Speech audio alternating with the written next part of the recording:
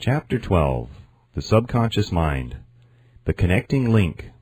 The 11th Step Toward Riches. The subconscious mind consists of a field of consciousness in which every impulse of thought that reaches the objective mind through any of the five senses is classified and recorded, and from which thoughts may be recalled or withdrawn as letters may be taken from a filing cabinet. It receives and files sense impressions or thoughts regardless of their nature. You may voluntarily plant in your subconscious mind any plan, thought, or purpose which you desire to translate into its physical or monetary equivalent. The subconscious acts first on the dominating desires which have been mixed with emotional feelings, such as faith. Consider this in connection with the instructions given in the chapter on desire, for taking the 6 steps there outlined and instructions given in the chapter on the building and execution of plans, and you will understand the importance of the thought conveyed. The subconscious mind works day and night. Through a method or procedure unknown to man, the subconscious mind draws upon the forces of infinite intelligence for the power with which it voluntarily transmutes one's desires into their physical equivalent, making use always of the most practical media by which this end may be accomplished. You cannot entirely control your subconscious mind, but you can voluntarily hand over to it any plan, desire, or purpose which you wish transformed into concrete form. Read again instructions for using the subconscious mind in the chapter on autosuggestion. There is plenty of evidence to support the belief that the subconscious mind is the connecting link between the finite mind of man and infinite intelligence. It is the intermediary through which one may draw upon the forces of infinite intelligence at will. It alone contains the secret process by which mental impulses are modified and changed into their spiritual equivalent.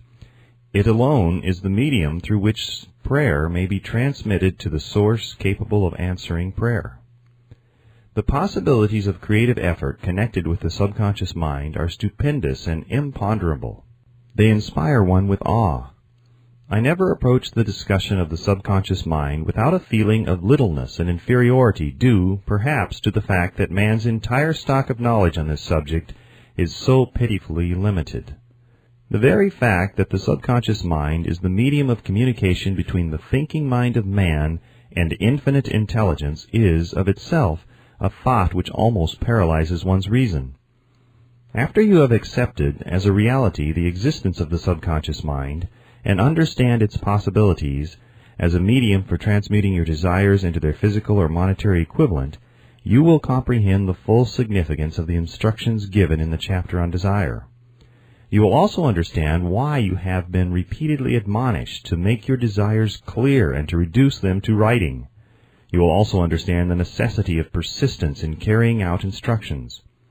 The 13 principles are the stimuli with which you acquire the ability to reach and to influence your subconscious mind. Do not become discouraged if you cannot do this upon the first attempt. Remember that the subconscious mind may be voluntarily directed only through habit, under the directions given in the chapter on faith. You have not yet had time to master faith. Be patient. Be persistent. A good many statements in the chapters on faith and autosuggestion will be repeated here, for the benefit of your subconscious mind. Remember, your subconscious mind functions voluntarily, whether you make any effort to influence it or not. This naturally suggests to you that thoughts of fear and poverty and all negative thoughts serve as stimuli to your subconscious mind unless you master these impulses and give it more desirable food upon which it may feed. The subconscious mind will not remain idle.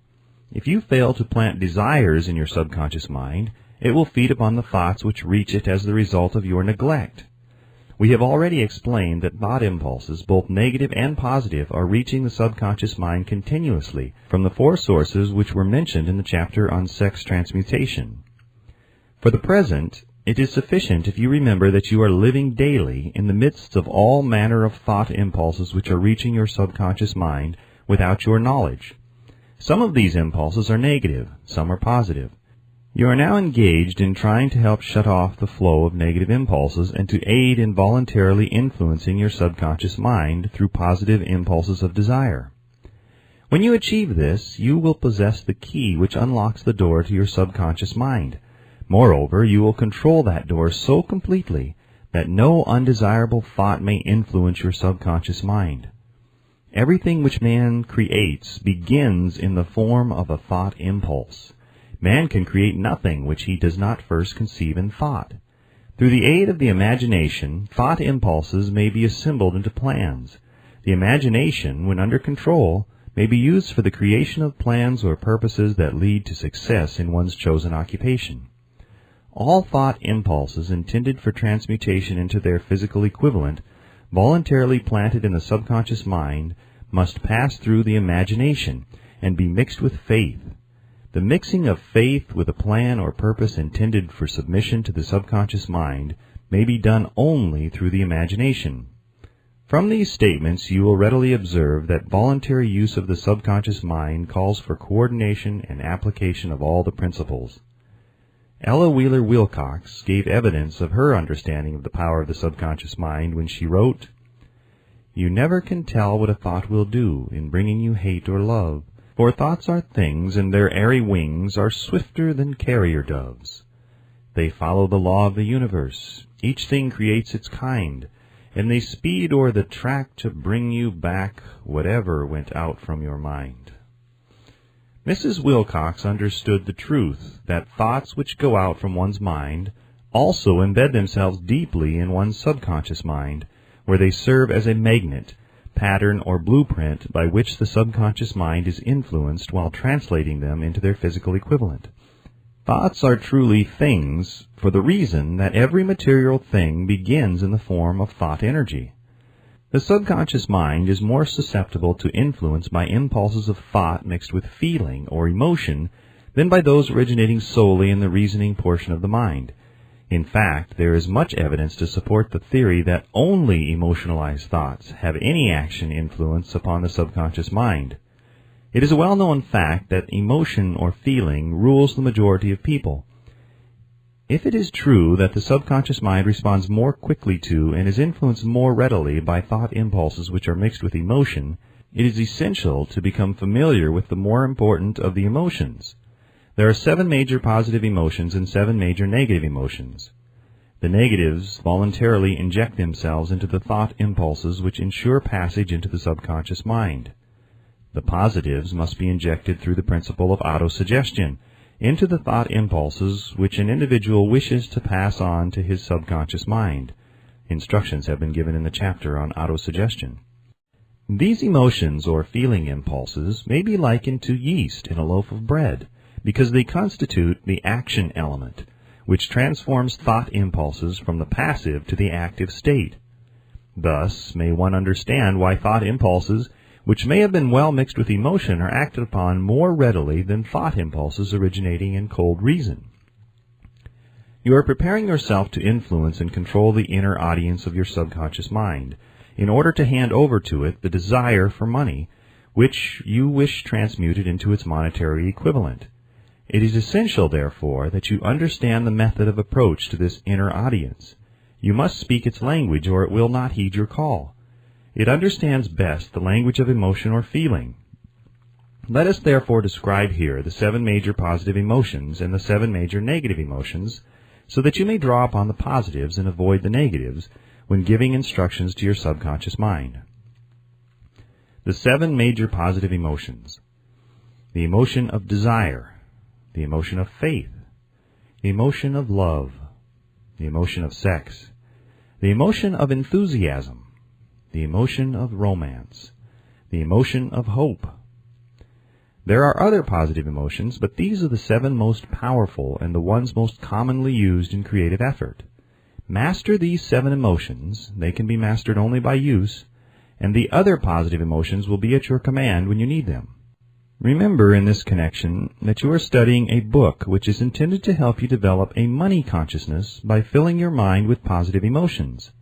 One does not become money conscious by filling one's mind with negative emotions. The 7 major negative emotions to be avoided: the emotion of fear, the emotion of jealousy, the emotion of hatred, the emotion of revenge, the emotion of greed, the emotion of superstition, the emotion of anger. Positive and negative emotions cannot occupy the mind at the same time. One or the other must dominate. It is your responsibility to make sure that positive emotions constitute the dominating influence on your mind. Here the law of habit will come to your aid, from the habit of applying and using the positive emotions. Eventually they will dominate your mind so completely that the negatives cannot enter it. Only by following these instructions literally and continuously can you gain control over your subconscious mind. The presence of a single negative in your conscious mind is sufficient to destroy all chances of constructive aid from your subconscious mind. If you are an observing person, you must have noticed that most people resort to prayer only after everything else has failed, or else they pray by a ritual of meaningless words. And, because it is a fact that most people who pray do so only after everything else has failed, they go to prayer with their minds filled with fear and doubt, which are the emotions the subconscious mind acts upon and passes on to infinite intelligence. Likewise, that is the emotion which infinite intelligence receives and acts upon. If you pray for a thing but have fear as you pray that you may not receive it, or that your prayer will not be acted upon by infinite intelligence, your prayer will have been in vain. Prayer does sometimes result in the realization of that for which one prays. If you have ever had the experience of receiving that for which you prayed, go back in your memory and recall your actual state of mind while you were praying, and you'll know for sure that the theory here described is more than a theory. The time will come when the schools and educational institutions of the country will teach the science of prayer.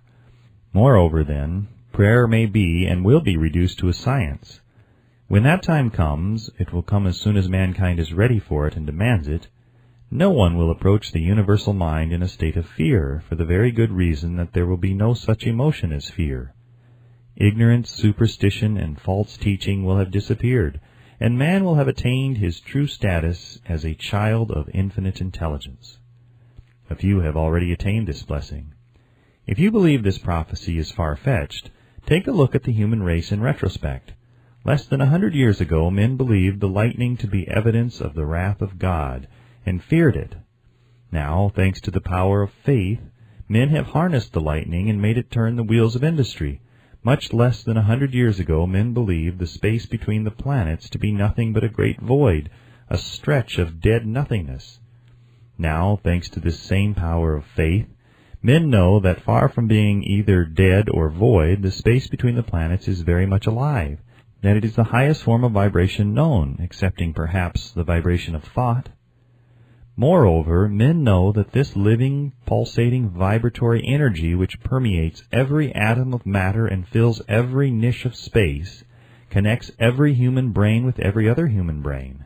What reason have men to believe that this same energy does not connect every human brain with infinite intelligence?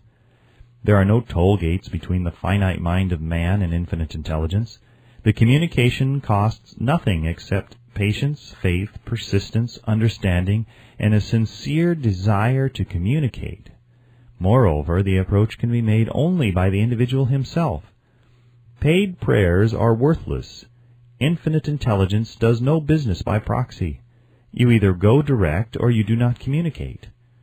You may buy prayer books and repeat them until the day of your doom without avail. Thoughts which you wish to communicate to infinite intelligence must undergo transformation, such as can be given only through your own subconscious mind. The method by which you may communicate with infinite intelligence is very similar to that through which the vibration of sound is communicated by radio. If you understand the working principle of radio, you of course know that sound cannot be communicated through the ether until it has been stepped up or changed into a rate of vibration which the human ear cannot detect. The radio sending station picks up the sound of the human voice and scrambles or modifies it by stepping up the vibration millions of times. Only in this way can the vibration of sound be communicated through the ether. After this transformation has taken place, the ether picks up the energy, which originally was in the form of vibrations of sound, carries that energy to radio receiving stations, and these receiving sets step that energy back down to its original rate of vibration, so it's recognized as sound. The subconscious mind is the intermediary, which translates one's prayers into terms which infinite intelligence can recognize, presents the message, and brings back the answer in the form of a definite plan or idea for procuring the object of the prayer. Understand this principle, and you will know why mere words read from a prayer book cannot and will never serve as an agency of communication between the mind of man and infinite intelligence.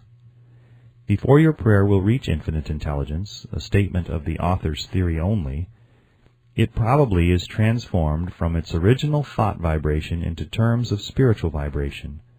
Faith is the only known agency which will give your thoughts a spiritual nature. Faith and fear make poor bedfellows. Where one is found, the other cannot exist.